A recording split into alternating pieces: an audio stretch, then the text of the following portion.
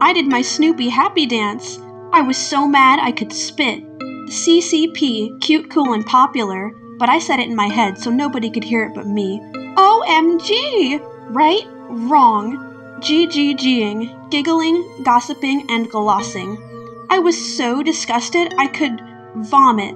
I totally freaked out. Squee! If the previous phrases mean anything to you, then you're probably familiar with today's subject, Dork Diaries.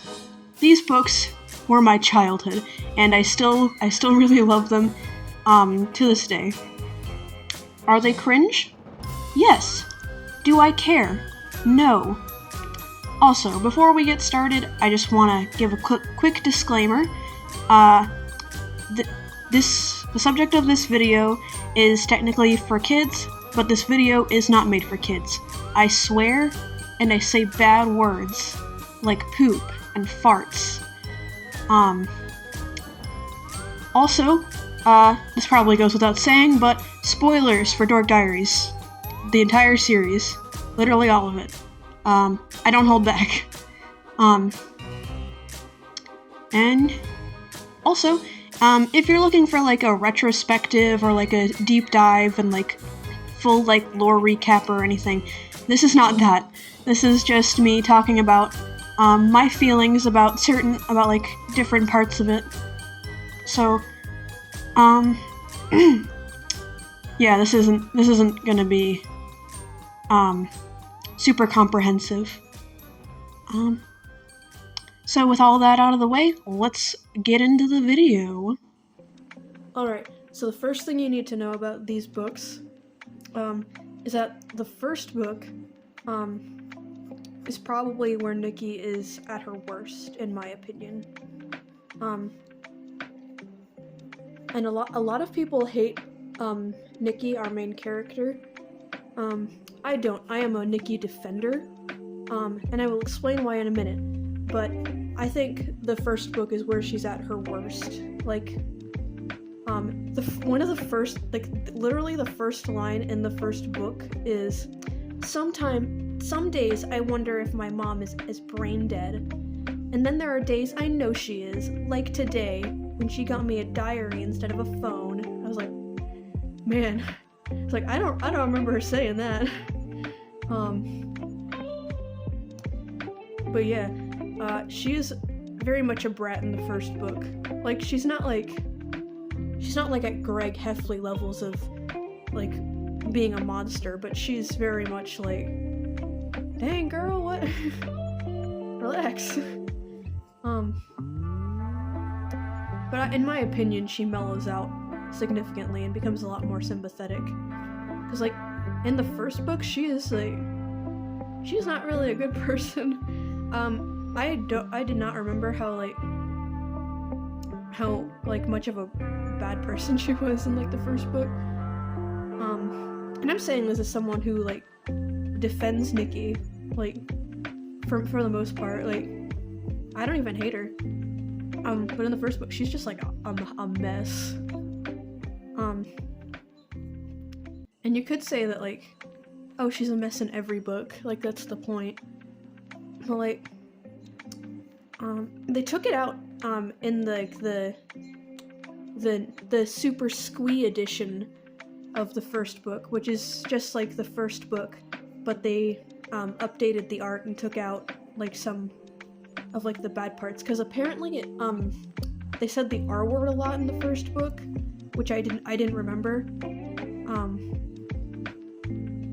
But a lot of people who, like, I've seen do like retrospective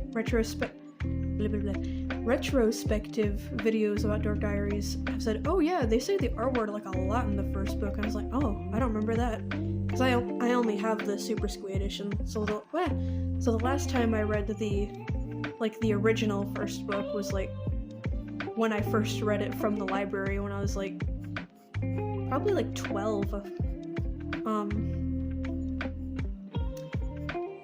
Yeah, so the Super Squee edition is basically just like the first book, but polished up and made pretty. Took out some of the bad things.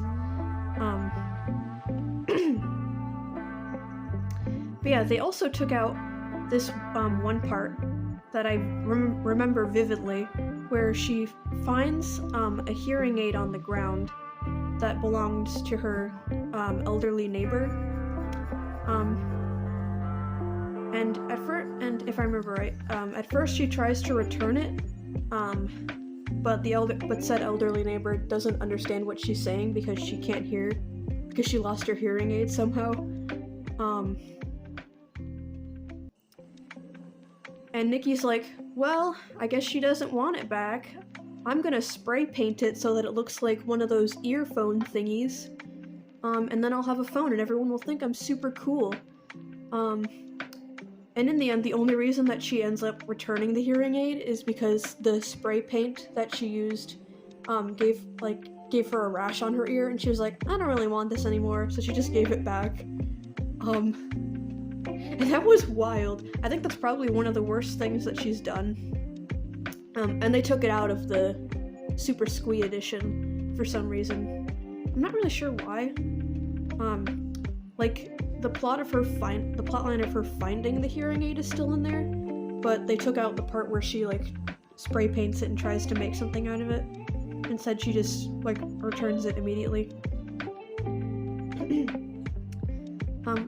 Which is kind of weird, but I guess it makes sense. You don't want people to hate your main character. But I don't know. I think they should have just left that in.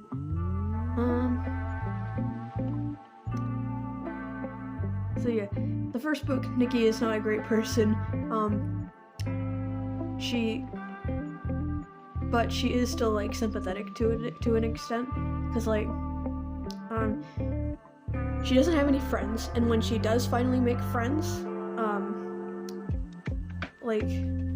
they end up exploiting her for free labor. So in the first book, they're trying to her best friends, Chloe and Zoe, they really want, they're really into books, so they want to win a trip to the New York Public Library, and in order to do that, they have to prove their dedication to books or whatever. So their initial plan is, we're gonna get tattoos about books. And Nikki's like, that's a stupid idea. And then they're like, oh, you don't know what you're talking about. But then their parents say, no, that's a stupid idea. So then they're like, we're gonna run away and live in the sewers of New York City so we can go to the library. And Nikki's like, that's dumb. Please don't do that, guys. You will get arrested. So Nikki comes up with a compromise where she draws on tattoos for them, with her pen. And they're like, oh, this is so sick. And then they're like, oh, wait, you could do this, and then you could do this for other people, and they could give books to the library in exchange for tattoos. And Nikki's like, okay, sure, why not? I'll do that for you guys, because you're my friends, whatever. But then they go way too far with it, and they basically have Nikki doing these constantly, without giving her breaks, and not even asking her if she wants to do them first. They just sign her up to do them. And eventually she gets fed up, okay, you guys are just using me, I'm out. And then that becomes a big fight where they're like, what? We're not using you. We're just don't you want to help us? And it just sucks. Everyone kind of sucks on the first book, to be honest. Though to be fair, at the end, it does end up being really sweet, because Nikki wanted to leave the school. She was fed up. She was getting bullied. She didn't have any friends. She felt like she was being used by the people who were supposed to be her friends. She was just done with all this.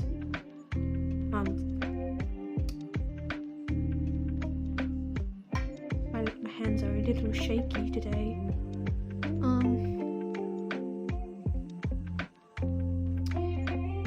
Yeah, but at the end of the book, it turns out that her friends, Nikki, oh no, her friends aren't Nikki, she is Nikki, gracious, Chloe and Zoe, had like secretly entered her tattoos like into an art contest at the school, and she won because of that,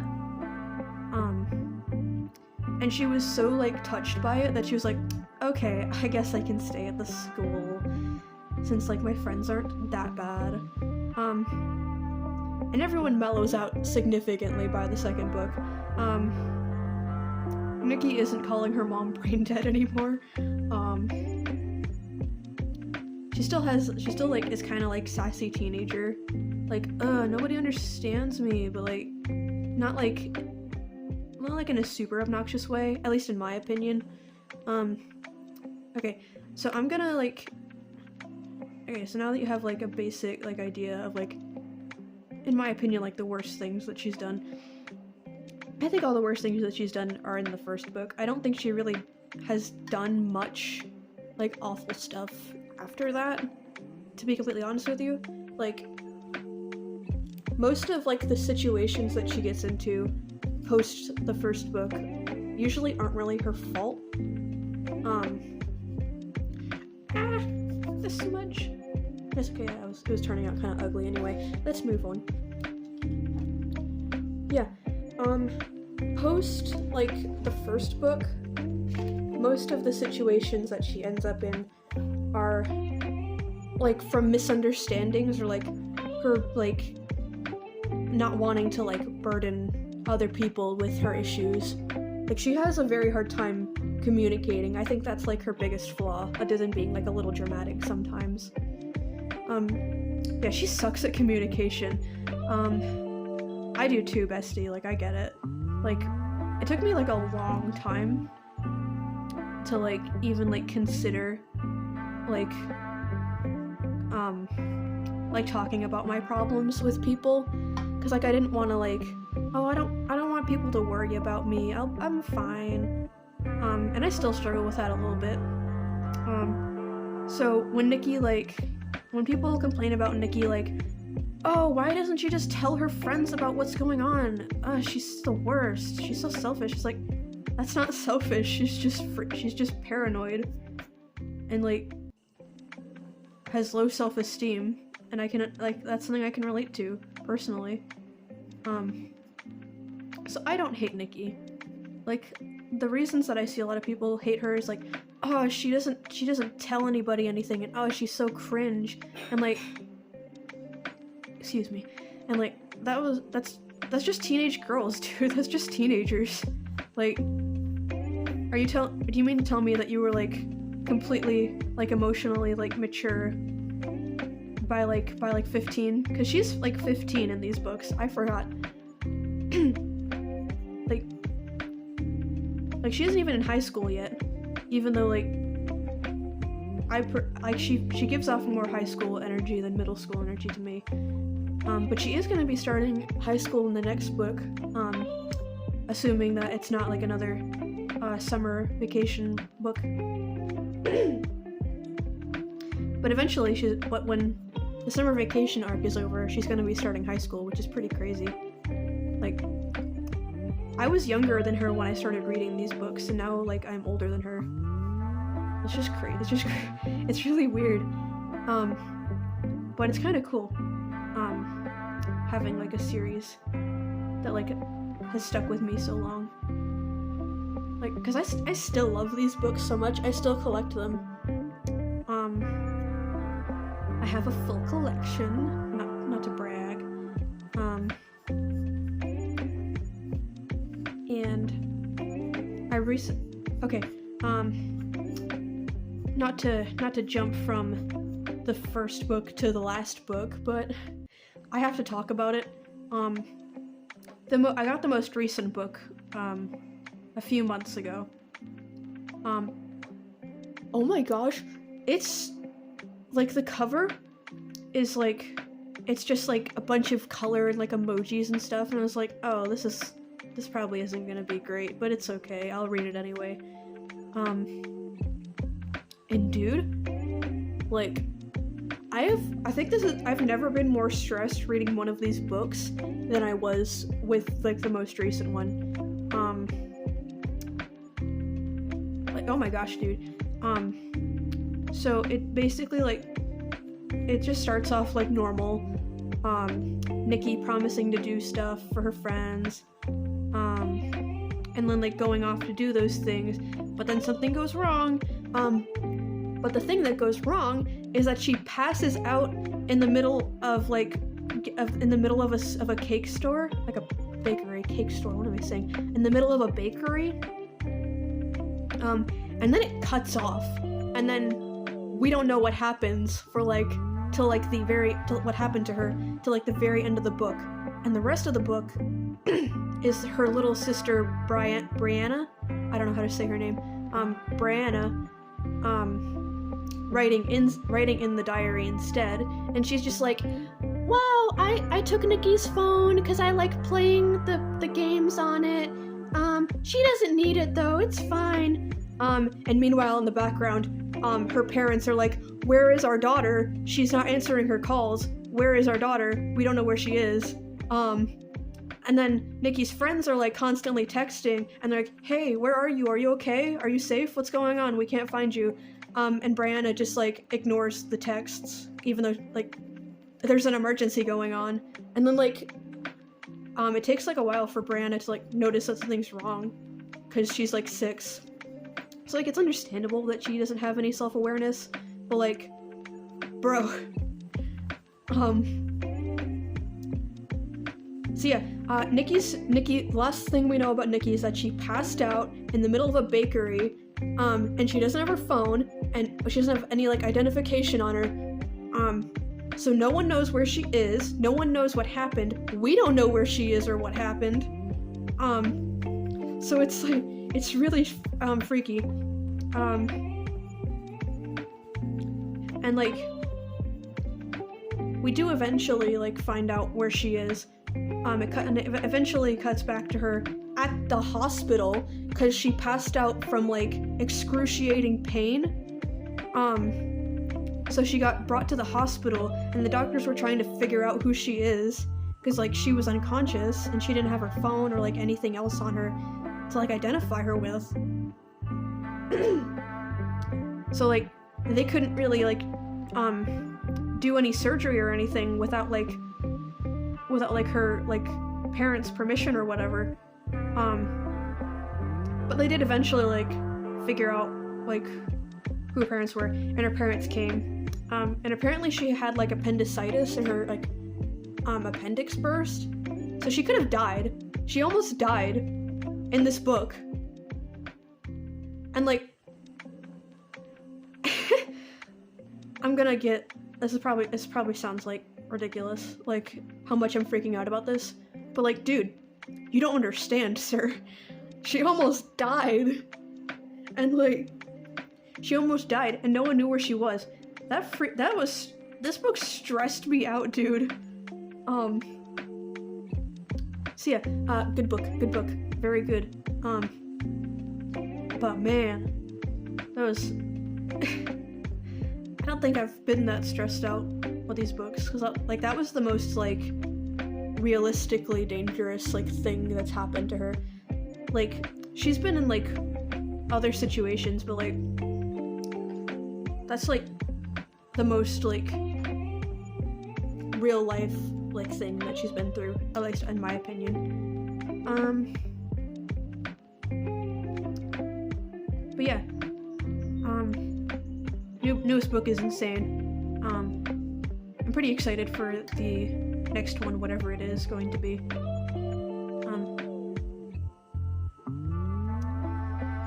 Yeah. Okay. Now I'm gonna talk about another reason why people hate Nikki. And one that I find a little bit more understandable than, oh, she never talks about her problems. And it's that she insists that she's, like, a loser and not popular, which is true for, like, the first couple of books, but then, like, by at the most book 7, she cannot lie anymore. She cannot say that she is like a loser anymore. Like, I'm sorry, girl. Like, in case you don't know, so in the 3rd book, the whole plot was like, oh, there's a talent show, and Nikki and her friends are going to perform in said talent show. Like, they made a band, and it was going to be called Dorkalicious, because that's what the bully character Mackenzie, like, used to insult them, and they were like, we're gonna reclaim that, and, like, that's gonna be our band name. But unfortunately, when Nikki was filling out the application, they didn't have a name yet, so she just put, actually, I'm not really sure yet. So they were almost disqualified for not having a name, which is kind of stupid, but, they turned it around and were like, actually, our name is actually, I'm not really sure yet, and then they were allowed to perform. They didn't win, the bully character won, which was kind of surprising, but, apparently there was, like, a talent agent guy, like, watching the show, because the school that Nikki goes to is, like, a super fancy rich kid school. So there was, this talent agent guy called Trevor Chase, and he was, like, looking for somebody to, come on his reality show 15 Minutes of Fame, and whoever won was going to be on it. So the bully character, supposedly got to be on that show. We never saw that, actually, I just realized. But he went up to Nikki and her band afterwards, after the talent show, and he was like, wow, so my show is like for amateurs, but you guys are like professional level, and I want you guys to, like, I want to be your guys' manager, and you guys can be like an actual band. And everyone was like, whoa, that's crazy, dude. So yeah, so they set up that. And it doesn't really come back until book 7, where they actually go to meet the guy, to, like, arrange, like, having, like, CDs made for their song, because they wrote a song. That's pretty cool.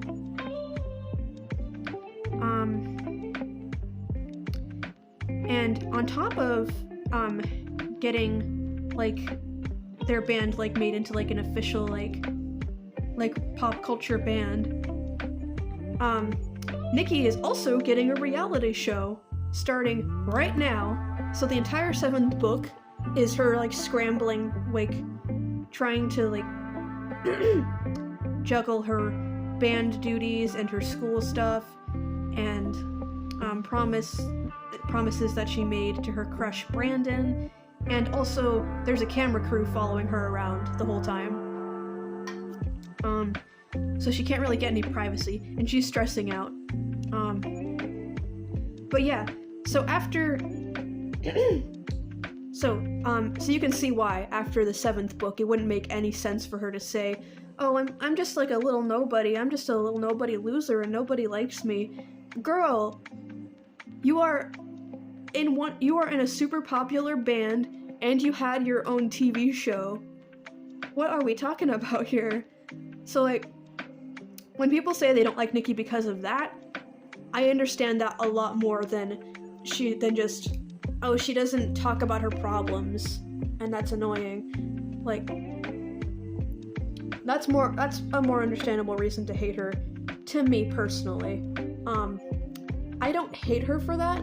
It does get, like, it's more just kind of funny to me personally. It's like, what do you mean? What do you mean what do you mean nobody likes you? Like, what? It is kind of funny though, because, like, almost no one acknowledges the reality show. Like, we know it was popular, like, when it was airing, but I don't think they ever mention it again after the 7th book, to be honest with you. So I don't know if, like, anybody, like, or even anybody in universe remembers that she was on a show. Like, but yeah, that was pretty silly. Also, in, I believe, which book was it? I don't remember which book exactly it was, but in one of the more recent books, she went on tour with the Bad Boys, which is like, it's just like a boy band. Think like One Direction or something. It's like a boy band, and all the boy band people are like her age. So yeah, her band goes on tour with them, and they're like the opener for the super popular boy band. And then like after that, she still has the audacity to say, "I'm just a dork. What? I'm just like I'm just like a shy little loser. Oh, nobody wants to like hang out with me. I'm just like a little loser. Oh no." Like, shut up, girl. Like again, I don't hate her for it. I just find it very funny.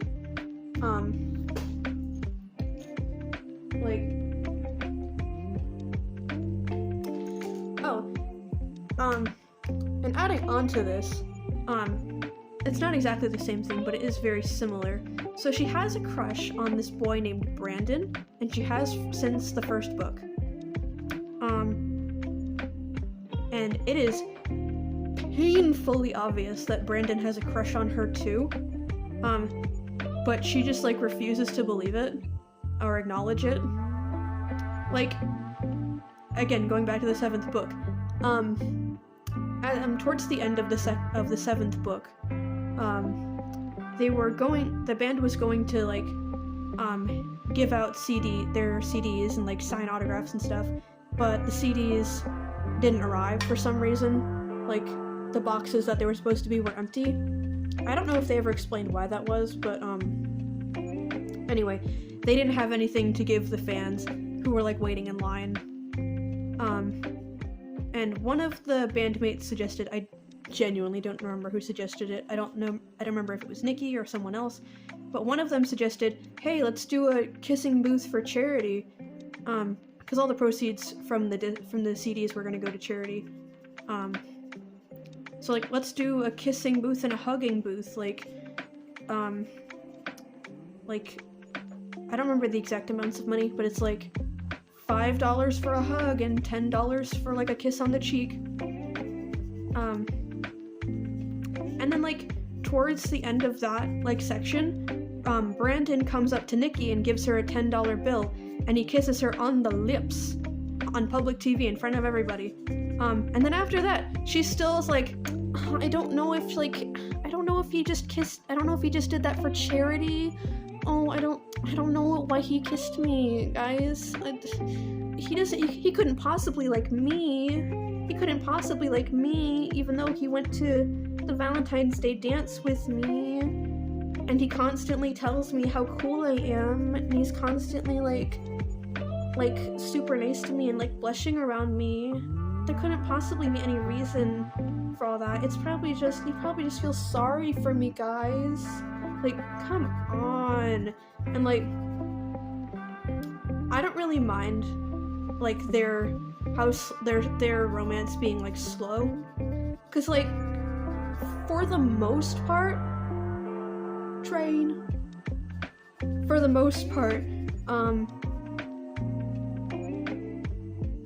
hang on. Choo choo.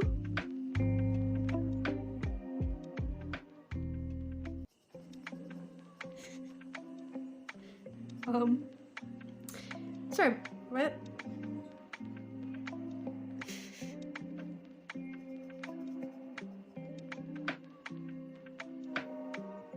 Okay, I'm just gonna draw for a little bit. Hang on.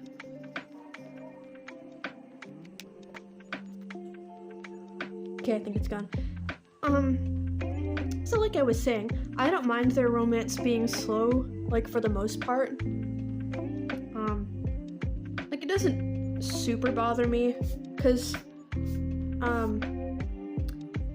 I feel like in most of the books there's progression to it, so it's not like they're just stuck in one place, you know what I mean? Like it feels like they hit like a different milestone in each book. Like, they get a little closer. I do think they should be together by now, though, because, like, it is starting to get kind of ridiculous. And it's gotten to the point where I'm pretty sure Miss Russell, the author, knows that they should be together by now. So in, I believe it was book, oh my goodness, girl. Anyway, I'm just gonna talk through it. I'm sorry, guys. Anyway, I believe it was book 12, where she introduced new boy, Andre. He's French, and he's like so hot, and he calls Nikki Nicole. And Nikki is just so neutral towards him. She does not care at all. Like, he obviously has a crush on her, and Nikki just like could not care less about him. Like, not in like a I don't care if you die kind of way. More like in a, oh yeah, that guy, he's cool, I guess. I guess we're friends, whatever. But it brings out the worst in Brandon. Like, Brandon, for the most part, is such a sweetheart. Like, genuinely, I can't really think of a single thing he does wrong. Like, he's very much like, I wouldn't say he's perfect, but like, he kind of is, low-key. Like, the worst things that happen in their relationship are just like miscommunication. And like, when he does get upset with her, it's always like incredibly reasonable, and he's never like angry at her. It's always just like mild disappointment, or just kind of like, shut up, train, or just like sulking. But like, it's always like reasonable, right? However, when Andre is introduced, Brandon is not having it. He does not like Andre. He is so angry whenever Andre is even like in the same room as him. He is just pissed. Like,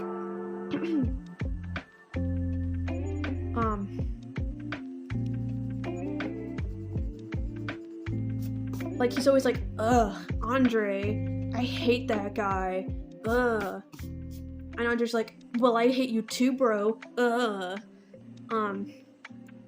And like, Andre calling Nikki Nicole, like, makes Brandon so angry. It's kind of funny. Like whenever, like, sometimes Andre will be like, oh, hi, Nicole, I can't do a French accent, but hi, Nicole.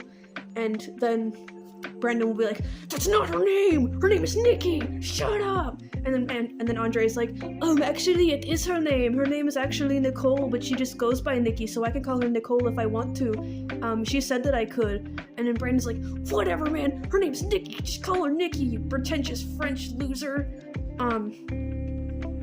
And it's so funny, because Brandon, like, never gets, like, angry, like, throughout the books. He's always just, like, he's so chill. He's just like a chill dude. So seeing him get so unreasonably angry just at this random guy's presence is so funny.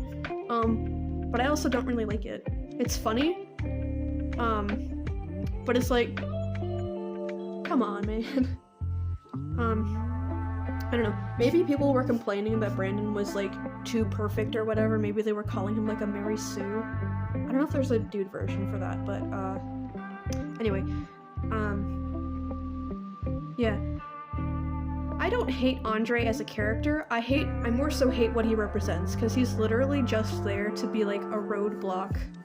Like an excuse as to why Nikki and Brandon aren't together yet. But in my opinion, it doesn't even work, because Nikki is not into him, like, at all. Like, she doesn't even, like, pretend to be. Like, the first time she meets him, she's like, oh, he's kind of cute, I guess. Anyway, like, they're literally just friends. And, like, even then, it's like, they barely talk. Like, the most they ever interacted was the book that Andre was introduced in, because he was, like, an exchange student. So Nikki was assigned to, like, be like his helper, I guess, to like help him like adjust to the school and like show him around, like help him find things, and just basically be his friend. And that was literally it. And Brandon was like so mad, like whenever they were like interacting. Though to be fair, in that book, Mackenzie and other mean girl Tiffany were secretly like making fake posts of out of screenshot pictures of Andre and Nikki, like pretending that they were like a couple. And they were like, OMG, Andre and Nikki are so cute together. And Nikki was like, huh? But Brandon just fell for it like immediately. He didn't even like ask Nikki about it. He was just like, man, you like Andre? Oh man, aw, shucks. And it's like, bro, what? Brandon, my guy. What? And it's revealed, like, at the end of that book, apparently, like, Andre was in on it the whole time. Like, apparently other mean girl Tiffany is, like, his stepsister.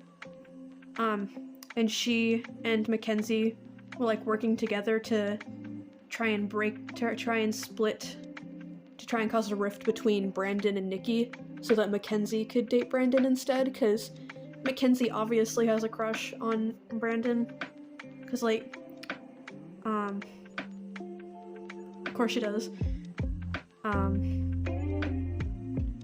So they were basically just trying to, like, set Nikki up with this other guy so that Mackenzie could have Brandon, which is just really funny. To me anyway. It's like, yeah, it was just kind of goofy. But yeah, we never really see Andre unless it's like explicitly to keep Nikki and Brandon apart. Like, if Nikki and Brandon are doing a little too well, are a little too close to like officially becoming like boyfriend and girlfriend, even though they've kissed and been on dates and stuff, if they start getting a little too comfortable, Andre will just show up and then make Brandon angry, and then that's it. So I don't really like that, cause like I didn't really mind, like, as I said earlier, I didn't really mind, Nikki and Brandon having like a slow burn romance at first, cause like, it felt like it was progressing at least. Like, it was slow, but like things were happening. And nowadays it just feels like, okay, this isn't gonna happen, is it? They're not gonna kiss and they're not gonna get together till like the last book, are they? And I don't want that to be true, but like, Andre's presence, Andre's existence, and like how consistent it is just like, I know what you're doing. Can you not? Like, I was defending like your slow burn. Can you not introduce this completely pointless obstacle? Because like, if Nikki had like even like the slightest like bit of feelings for Andre, then maybe I could buy that there's conflict. But no, she is not into him like even a little bit. Like, they're just friends, and they're barely even friends. So yeah. Now I kind of want to talk about Brandon outside of the context of the love story, because his life is genuinely so interesting, and we never hear anything about it. Like, okay, so we find out in one of the books, I don't remember exactly which one, but we find out that he lives with his grandparents, and he's an orphan, and we never hear about that again. Like, it's just like, oh yeah, he's like an orphan, and he has like this mysterious past, but we're never gonna tell you about it, so cool. It's like, huh? And like, oh my gosh, like, we don't know anything about Brandon's past other than that. And, like, they never address it. It's so weird. Like, why does he have this super mysterious, like, tragic backstory, and then we never do anything with it? It's just, like, there.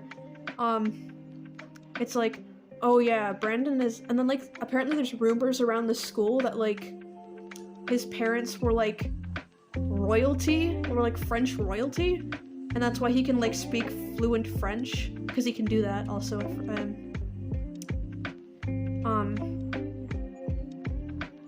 and that's, like, never addressed. It's like, oh yeah, he has this super complicated backstory, but don't worry about that.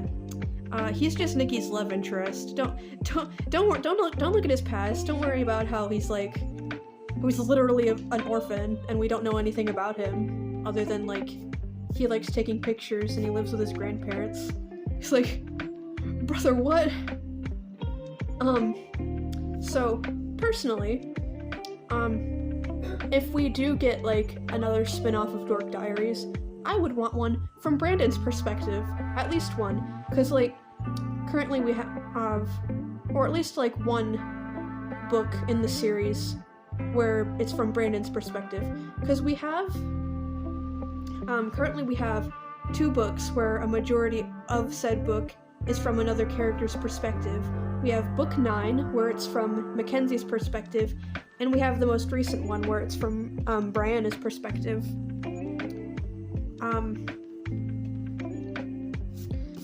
And dude, I want one from Brandon's perspective so bad, like, cause he's so mysterious, dude. We don't know anything about this guy.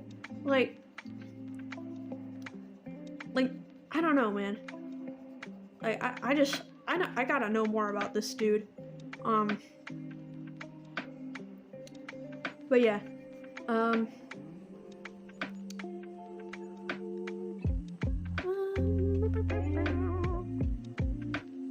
okie doke. Now I'm gonna talk about, Nikki's best friends, Chloe and Zoe. Chloe is, very cool. She's kind of like, the only way I know how to compare characters is with My Little Pony, so bear with me. She's kind of like the Pinkie Pie, I guess.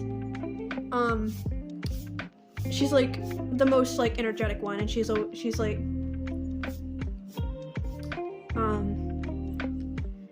and she's like, but she's like also like super into like romance novels. Like, that's like, her main thing. Like most of the characters in this book have like a special interest. Like, Brandon's is photography, Nikki's is art, and Mackenzie's is lip gloss.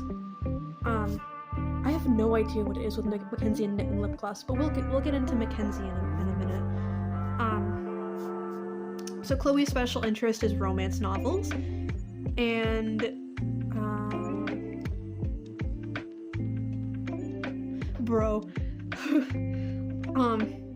we don't really know. I'm gonna be so real. We don't really know much about Nikki's friends, like, as individuals. Like, we kind of know, like, small things about them. Chloe has a big family, and in one of the books, we find out that she has an uncle who's a germaphobe, and, like, makes everyone wear a hazmat suit whenever, like, they come into the house. So that's kind of interesting.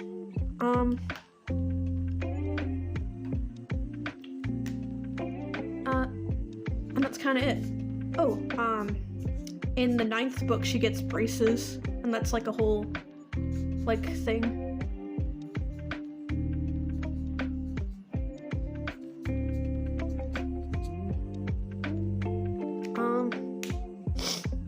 That's kind of it, to be honest. I thought I would have more to say. I don't really. Moving on to her second best friend, Zoe. Zoe's, like, special interest is, like, self-help books, and, like, she's constantly, like, saying, like inspirational quotes, like, like, in the, oh gosh, is it the 4th book? I think it's the 4th book. Anyway, in one of the books, the whole thing is, like, they're gonna be in an ice skating competition, but then, the day of the competition, Mackenzie locks Nikki, Chloe, and Zoe in the basement, or, like, some other room. I think it's the school basement, and they don't have a way to get out. And Zoe's just, like, saying, like, random inspirational quotes that you'd see, like, on Pinterest, and it's like, live, laugh, love, and it's like, now is not the time, Zoe, we're gonna die.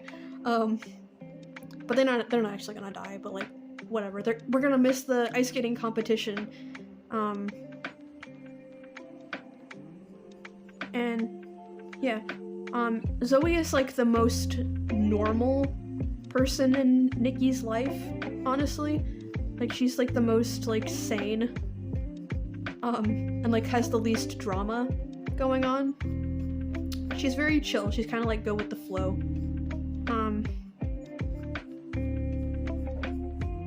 Like, the inspirational quotes thing is, like, her biggest quirk, and, like, that's kind of it.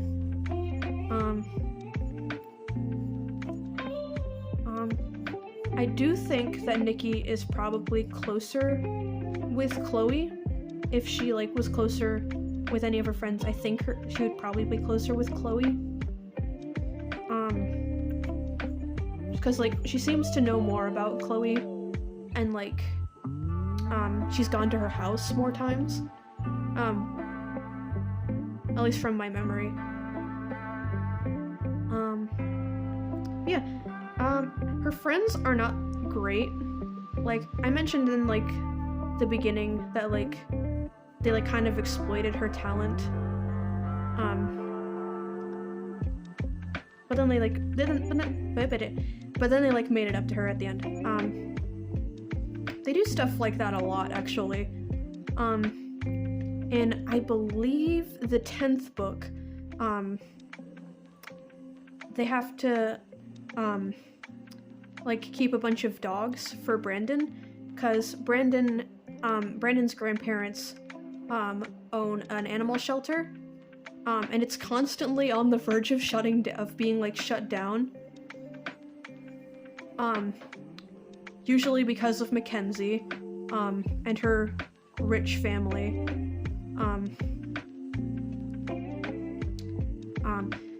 So, yeah, in the 10th book, it's, like, the closest to, like, shutting down it's ever been. They're, like, at full capacity, and if they take in any more animals, they can get shut down. But Brandon finds, like, a bunch, like a mama golden retriever and her puppies. He's like, what? But they can't be left out in the cold, guys. But he can't take them in, so Nikki and her friends offer to, like, take care of the dogs instead. Just until, like, they get more room at the shelter.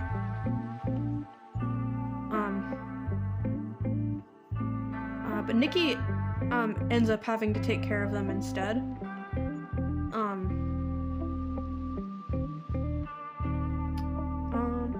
Cause, like, her friends kind of flake out on her.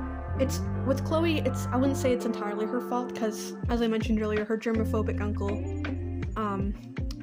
he comes to visit, and he freaks out at the mere mention of dogs, so she can't have any, at her house at the moment. I do not remember why Zoe couldn't take in the dogs, but she couldn't either for some reason. Even though she agreed to it. So Nikki ended up stuck with all the dogs, even though her parents said no pets. So Nikki's, like, in the most danger of getting trouble for, like, keeping the dogs. And also in that book, Mackenzie, like, tries to, like, pin, like, some cyberbullying onto Nikki and her friends. Like, okay, so in the 9th book, Mackenzie gets a bug stuck in her hair, and she freaks out and like starts like jumping around the classroom and then throws up. And apparently someone took a video of it, but this doesn't go the direction that you'd think. People do make fun of her for it, but not like very much, like, at least like from my memory, like, because like people worship the ground that she walks on, so like they make fun of her, but like only a little bit, and it's mostly just like the other popular kids. And she's like so angry about it that she's like, fine, I'm gonna go to a different school, but her parents don't let her go to transfer to a different school. So she like uploads the embarrassing video of her like throwing up and freaking out. She uploads it herself so that she can pretend that she's getting cyberbullied. And then she gets to leave the school to transfer to a different fancy one.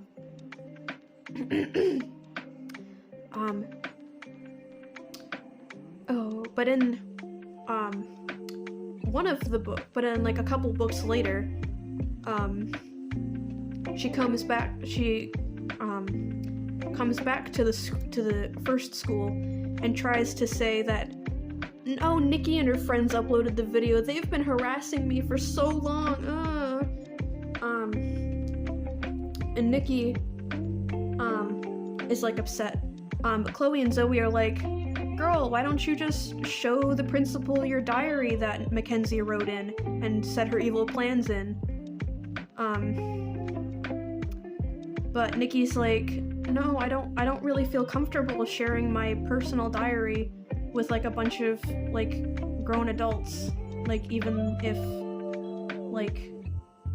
it would help get us out of trouble, because like that's really gross, and like it makes me really uncomfortable. And they're like, oh, come on, Nikki, like why won't you just do it? And then she's like, well, you guys would get in trouble too, and because like I wrote about how we hang out in the janitor's closet all the time. And then Chloe and Zoe are like, what? Okay, don't you dare tell the principal about your diary then. Oh my gosh, that's so awful. Why would you write about that? And it's like, oh, so you like, and then Nikki calls them out and she's like, oh, so you only care if you guys get in trouble. You don't care if I get in trouble. You don't care about my privacy. But then they're like, you know that's not true. Even though it's like, is it? Does she know that's not true? Like, that's kind of weird, guys. But yeah, Chloe and Zoe are kind of, I have kind of mixed feelings on them. Sometimes they have really good moments, and then they have very bad moments. So it just kind of depends on the book, really. But yeah, now I can move on to Mackenzie. I have so many things to say about Mackenzie. As you can see, I'm already drawing her. This is inspired by something that Nikki does a lot, which is say that Mackenzie is something in like lip gloss and hoop earrings or whatever. This one is specifically from, I believe, the 11th book, where she calls Mackenzie a rattlesnake in hair extensions and lip gloss. Which is kind of accurate, because Mackenzie is genuinely an awful person. Like, you thought Nikki was annoying? You are not prepared. Like, oh my gosh. Mackenzie, she almost kills Nikki quite a few times. Zero remorse on her end also. In the 7th book, she's like so jealous of Nikki like getting her own TV show and stuff that like towards the end when they're like visiting like a ski resort for like the band tour, Mackenzie shoves Nikki down like a steep hill, and like Nikki could have like broken her neck, genuinely. Like the panels that like show Nikki like blah blah blah, like falling down the hill. Like she like bounces off of a rock and like goes through a bush. It's like cartoony, but like you could have killed her, dude. Like and like I said earlier, she locked them in a basement without like any way out. And I'm gonna be so real, I don't fully believe that she would have let them out after the show. I don't think that she was gonna let them out. And oh my gracious. Like, oh, and she's like constantly like threatening to like destroy Brandon's like family's like animal shelter, like just cause like he's not into her. It's like I don't remember which book it was, but it's one of the slightly more recent ones. But she's having a conversation with other mean girl Tiffany, and she's like, oh yeah, I'm gonna have my daddy buy the plot of land that the animal shelter's on, and he's gonna demolish it and make a parking lot if Brandon like doesn't go to this event with me, or like if he keeps like hanging out with Nikki or whatever. And then like other mean girl Tiffany, who I'll get into later, but is also like a freaking sociopath, is like, where are all those animals gonna go, Mackenzie? Are they gonna like die in the streets and stuff? And Mackenzie's just like, I hadn't really thought about that. But who cares? They're stupid. I don't care about stupid animals. They can go starve or whatever. Just like, wow. So yeah, she is like on another level of like manipulative bitch. Like, she is horrible.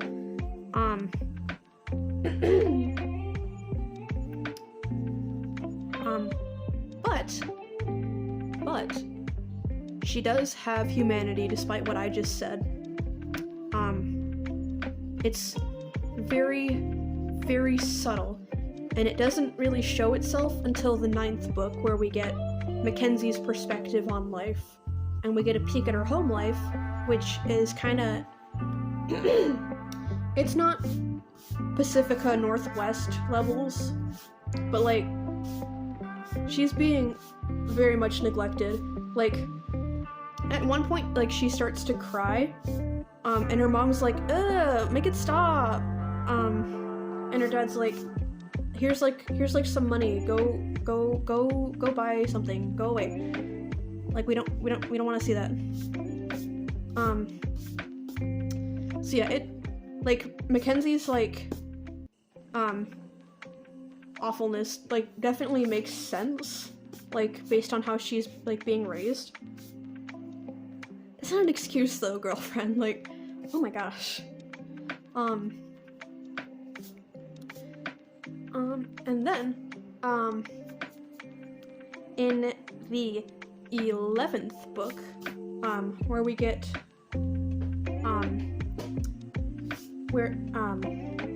so this is after Mackenzie transferred schools because of the cyberbullying she was getting, and Mackenzie is still at that new school, and Nikki goes to that new school for like a student transfer week thing, where like at least one student from every school in the county like goes to a different school for a week. And Nikki ends up going to Mackenzie's new school, where Mackenzie is like the lowest on the food chain. Like, and it turns out Mackenzie has been being ruthlessly bullied for the video that she uploaded, by, Tiffany, the mean girl I mentioned earlier. Because Tiffany is the Mackenzie of this school. She is the queen bee. She is the awful, horrible person of this school. But it also turns out that Mackenzie has been lying a lot more than usual in a desperate attempt to like get some friends. and she's basically been saying, oh, all this horrible stuff that I did to Nikki, actually, Nikki did all that awful stuff to me. I'm the victim. I'm actually, like, such a sweet person, and all this good stuff Nikki did, yeah, I actually did that. Nikki's just, like, a horrible person. I don't know why she's so mean to me. So Mackenzie obviously wasn't expecting Nikki to, like, ever show up at her school. Because when she does, mean girl Tiffany is like, oh my gosh, Nikki, I love your work. You're so mean, and I love that about you. You're so cool. And Nikki's like, huh? And then, like, everyone else at the school is like, wow, Nikki, you're kind of a bitch. I can't believe you did all that stuff to Mackenzie.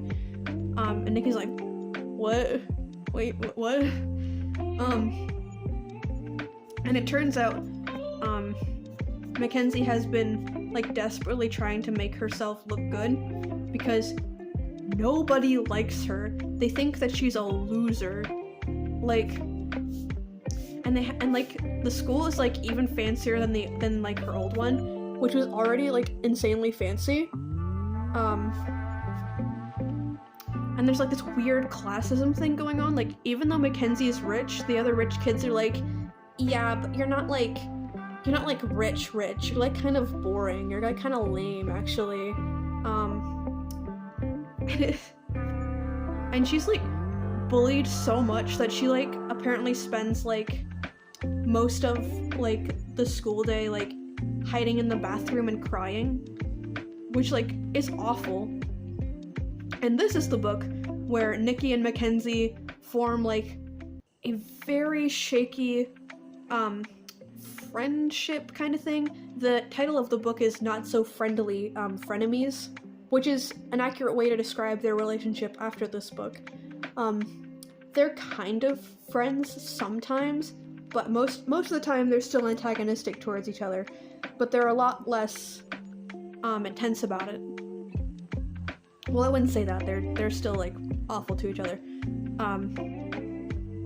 But Mackenzie shows humanity a bit more. Like, she's not always awful. Like, sometimes she'll, like, show remorse, or sometimes she'll, like, do something nice. She'll brag about doing something nice, obviously, like, afterwards, but, like, it's, at least she's doing nice things, I guess. So she's growing teeny tiny bit of growth from that experience of being horrifically tormented by bullies.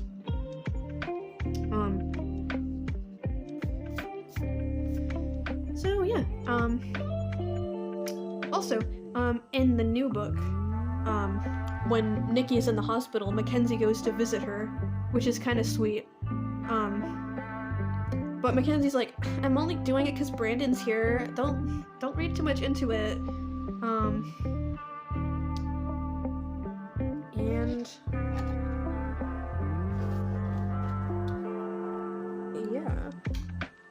So now it's time for my unhinged theory that is absolutely not true or canon, but I think it's fun, so I'm gonna share it. I think that Mackenzie is either bi or a lesbian, and she has a crush on Nikki, but she's like denying it so hard. Like, internalized homophobia is a bitch. And I think that's what's going on with Mackenzie. I don't think she has a crush on Brandon at all, actually. Like, I think she could have at some point, but I don't think she does currently. Because, like, in like some of the books, like, she isn't even, like, thinking about Brandon. Like, her motivation is, like, usually just to piss off Nikki. Like, sometimes Brandon's involved, but, like, it's not every time. Like, she seems a lot more obsessed with Nikki than she does with Brandon. And, like, in, like, some of the more recent books, like, she isn't, like, she'll, like, flirt with other guys. So, like, I don't think that she's, like, that into Brandon, at least not anymore. I think she just, like, goes after him to piss off Nikki. Like, to mess with her. I think that, like, she doesn't want to, like, acknowledge her feelings, because, like, there is no universe where her parents are not, like, homophobic, right? Like, come on, guys. Like, there are two outcomes for if Mackenzie came out to her parents. Like, it'd either be, like, intense homophobia, or it would be like, yeah, that's nice, okay, whatever, and then they just wouldn't care. They wouldn't care, but, like, not in, like, the we'll love you anyway way. It would just be like, okay, who cares kind of way, you know?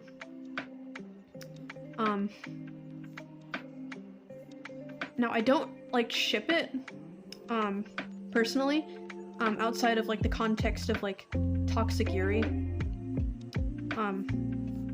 There's a lot of, like, angst potential, like,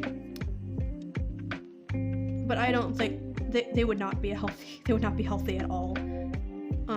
So I don't personally ship it, but I do like to, like, theorize about it. I think it's, like, an interesting, like, I do think it's interesting. Also, in the 9th book, when Mackenzie was, like, writing in the diary, I feel like she talked about Nikki a lot more than she talked about Brandon. And when she talked about Brandon, she would always, like, bring Nikki up, like, you know what I mean? Like, she never talks about Brandon without talking about Nikki, too. And you could say, oh, it's just because she's the main character. And that is, like, it's probably the real reason, but, I know that it's, like, not canon, and it probably never will be. If it did become canon, that would be absolutely insane. Like, that'd be pretty cool. I'm not sure how I would feel about it being, like, canon. I think it could be cool. I don't know what it would do for the lore, though. But anyway, yeah, it's just, like, a thing that I like to, theorize about sometimes, like, ooh, that'd be cool. Just to, like, to think about it. It's like, fanfiction land. I have not written fanfiction about these two, but, like, I could see it being good. I checked on AO3, apparently there's, 38, works. There's apparently, like, 38 fanfictions with the tag, Mackenzie and Nikki. And I see I've seen, like, fan art of them, and the fan art of these two is insane. It's really good. I would show some here, but I don't know who, like, I don't want to without being able to credit them, and I couldn't find the original, like, creators of the pieces. But, yeah, if you just, like, Google, Mackenzie and Nikki, like, fan art, there's some really good stuff. Like, the people in this community are genuinely so talented. I think I made her face look a little weird, but that's okay.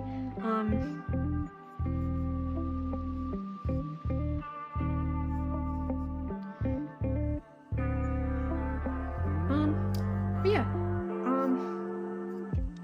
long story short, I feel like Good Luck Babe by Chapel Roan would be very important to Mackenzie. Yeah, Mackenzie is an awful person. I don't think that if my like little pet theory is, like, actually canon, or, like, becomes canon, I don't think that she and Nikki should be together.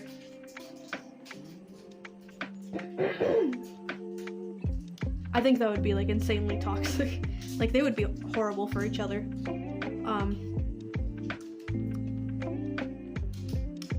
Like, maybe if, like, Mackenzie grows a little bit, but, like, currently, no. Like, no, man. Like, they would, like, be horrible for each other. But it's still fun to draw and like think about sometimes, like for like the angst, or like just like to see how like the characters would like just like think about how like the characters would react, you know?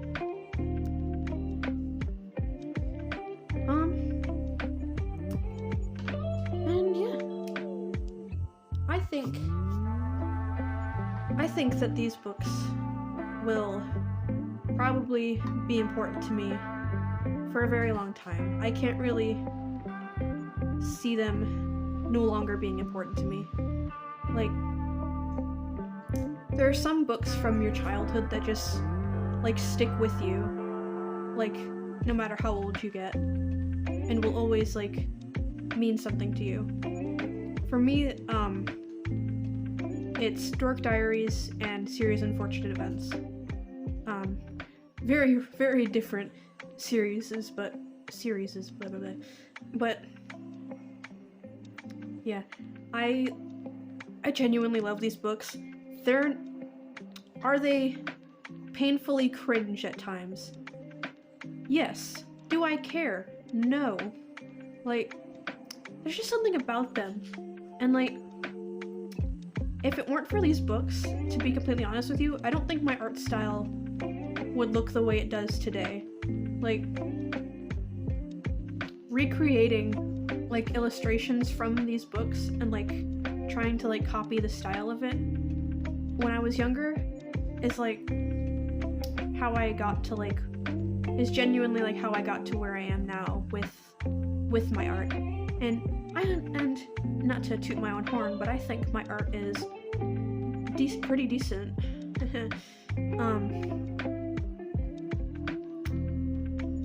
So yeah, no matter how old I get, or how cringe the books get, or how frustrated I get with the refusal to just have Brandon and Nikki be a couple already, these books will probably stay with me forever. I can't really think of anything that could happen to like make me no longer care about this series, like even a little bit.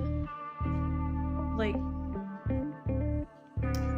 I just love it so much. Like, there's just something like I can't really explain it. There's just something special about them, to me at least.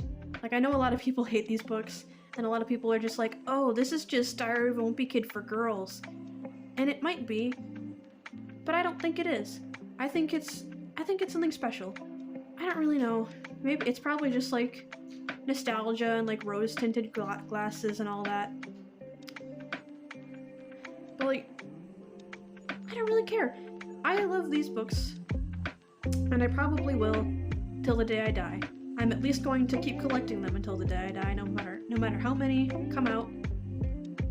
I'm gonna keep collecting them, because I like having a complete collection.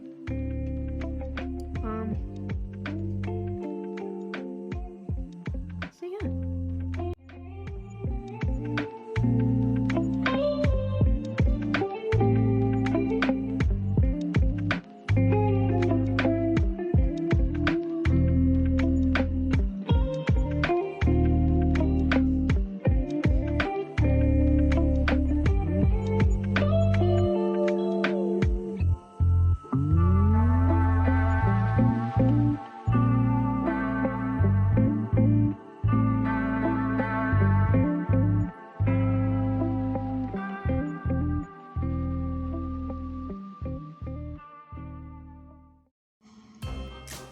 Well, I hope you enjoyed the video.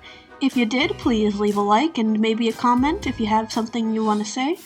And if you're interested in keeping up with my content, feel free to subscribe.